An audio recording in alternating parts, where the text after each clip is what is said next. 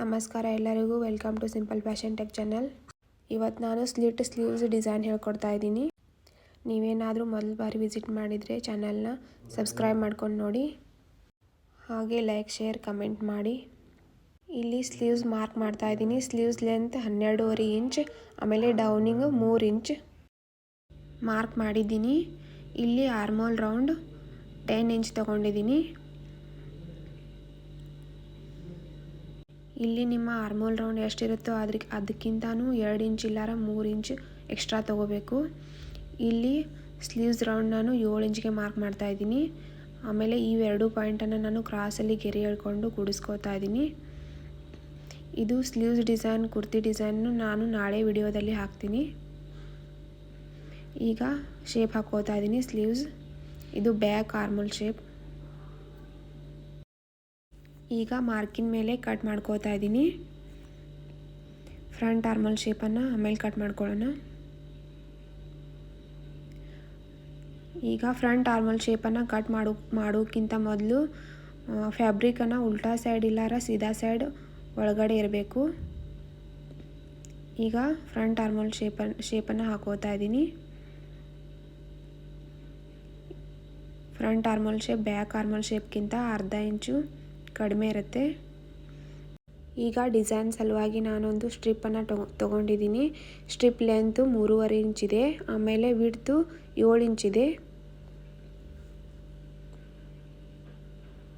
ಈ ಸ್ಟ್ರಿಪ್ಪನ್ನು ಈ ಥರ ಫೋಲ್ಡ್ ಮಾಡಿ ಸೆಂಟರಲ್ಲಿ ಫೋಲ್ಡ್ ಮಾಡ್ಕೋಬೇಕು. ಈ ಥರ ಫೋಲ್ಡ್ ಮಾಡಿಕೊಂಡು ಮಾರ್ಕ್ ಮಾಡಬೇಕು ಸೆಂಟರಲ್ಲಿ. ಇಲ್ಲಿ ನಾನು ಲೆಂತು 2.5 ಇಂಚಿಗೆ ಮಾರ್ಕ್ ಮಾಡ್ತಾ ಇದ್ದೀನಿ. ಆಮೇಲೆ ವಿಡ್ತು 1 ಇಂಚಿಗೆ ಮಾರ್ಕ್ ಮಾಡ್ತಾ ಇದ್ದೀನಿ. ಇವೆರಡು ಪಾಯಿಂಟನ್ನು ವಿ ಶೇಪಲ್ಲಿ ನಾನು ಕೂಡಿಸ್ಕೋತಾ ಇದ್ದೀನಿ.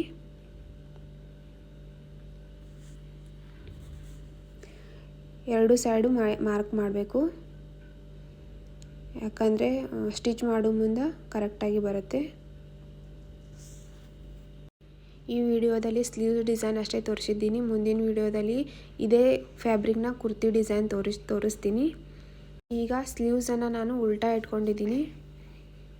ಇದು ಉಲ್ಟಾ ಸೈಡ್. ಸ್ಟ್ರಿಪ್ಪನ್ನು ಕೂಡ ನಾನು ಉಲ್ಟಾ ಇಟ್ಕೊಂಡಿದ್ದೀನಿ. ಸೆಂಟರಲ್ಲಿ ನಾವು ಮಾರ್ಕ್ ಮಾಡಿದ್ದು ಅದು ಸೆಂಟರಲ್ಲಿ ಬರಬೇಕು ಕರೆಕ್ಟಾಗಿ. ಆ ಥರ ಇಟ್ಕೊಂಡು ಅದ್ರ ಮೇಲೆ ಸ್ಟಿಚ್ ಹಾಕೋಬೇಕು, 1/4 ಇಂಚ್ ಬಿಟ್ಕೊಂಡು.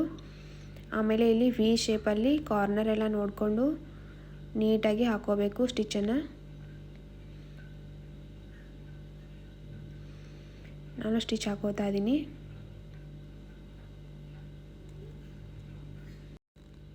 ಈಗ ಸ್ಟಿಚ್ ಕೆಳಗಡೆ 1/4 ಇಂಚ್ ಬಿಟ್ಕೊಂಡು ಕಟ್ ಮಾಡ್ಕೋತಾ ಇದ್ದೀನಿ.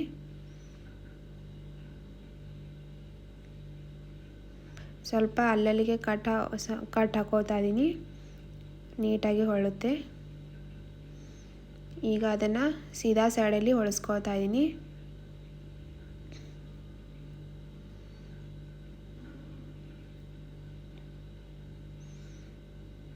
ನೋಡಿ ಎಷ್ಟು ನೀಟಾಗಿ ಬಂದಿದೆ. ಇಲ್ಲಿ ಮೇಲ್ಗಡೆ ಅರ್ಧ ಇಂಚು ಒಳಗಡೆ ಫೋಲ್ಡ್ ಮಾಡಿ ಮೇಲ್ಗಡೆ ಟಾಪ್ ಸ್ಟಿಚ್ ಹಾಕೋಬೇಕು. ಸ್ಟಿಚ್ ಹಾಕೋಕ್ಕಿಂತ ಮೊದಲು ಈ ಥರ ಲೇಸನ್ನು ಅಟ್ಯಾಚ್ ಮಾಡ್ತಾ ಇದ್ದೀನಿ.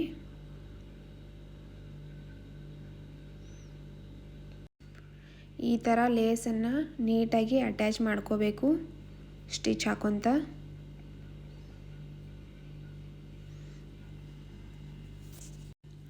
ಇದೇ ಸ್ಲೀವ್ಸ್ ಕುರ್ತಿ ಡಿಸೈನನ್ನು ನಾನು ನಾಳೆ ವಿಡಿಯೋದಲ್ಲಿ ಹಾಕ್ತೀನಿ, ಮಿಸ್ ಮಾಡಿದೆ ನೋಡಿ. ಅದು ಸೈಡ್ ಸ್ಲಿಟ್ ಕುರ್ತಿ ಡಿಸೈನ್ ನೋಡಿ. ಇಲ್ಲಿ ನಾನು ಸ್ಲೀವ್ಸನ್ನು ರೆಡಿ ಮಾಡ್ಕೊಂಡಿದ್ದೀನಿ.